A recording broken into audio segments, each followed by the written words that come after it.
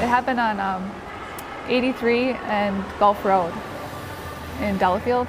A woman ran a red light and T-boned my car, and I was thrown from my vehicle. Samantha Troyer, just 19 at the time. The crash changed her life. It's deformed because it was in a fist for 15 years.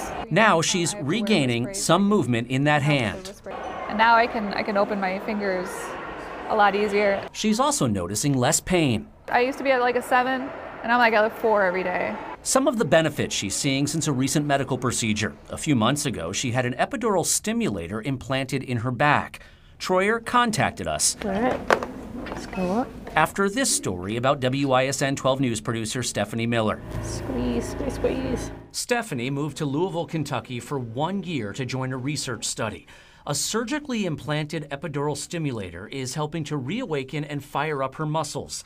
In addition to standing work, she's doing hours of daily exercise, improving her endurance and strength. For the study, this wasn't ever happening. I could not move anything, no.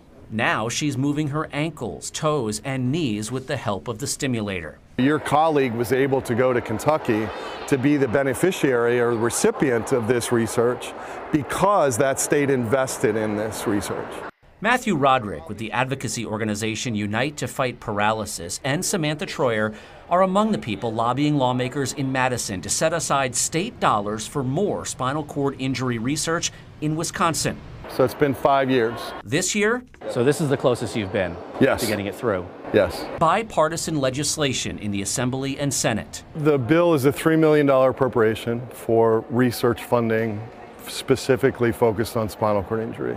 He also views it as filling the gap for research funding that can be hard to access or require initial research to land larger dollar amounts. So you need this little bit of in-between seed funding to get stuff up off the ground that's not paid for by the institutions themselves. I think there's a lot of people out there that really need our help. State Representative Paul Tittle authored the latest Assembly bill. In addition to allocating money, the bill sets up an advisory council with several members, including people with spinal cord injuries. I think it's very important that we have people with some type of a vested interest on that council so that they can actually be the advocate for their loved one, for their neighbor, for their friend, for their fellow veterans, that have spinal cord injuries. If you go in to change the strength. Troyer went to Minnesota and got her stimulator without taking part in a research study. Minnesota had done such an extensive study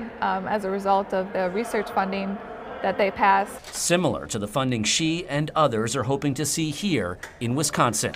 So you see that research not only helping to improve quality of life, but also easing the financial burden? Yeah, on the individuals themselves, having to get adaptive equipment, if they need less adaptive equipment, if they don't need to use as many catheters anymore because their bladder starts working. Currently, I'm decreasing my medications, which one of the meds I take, the highest dose I was taking like $2,000 a month for just the medication. And now I'm coming down off these medications, so it's less cost to me and it's less cost to my insurer.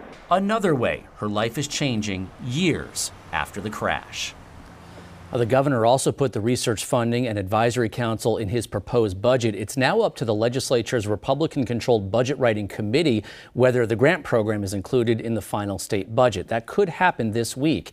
If it doesn't make it, supporters say they'll keep fighting for the legislation and funding.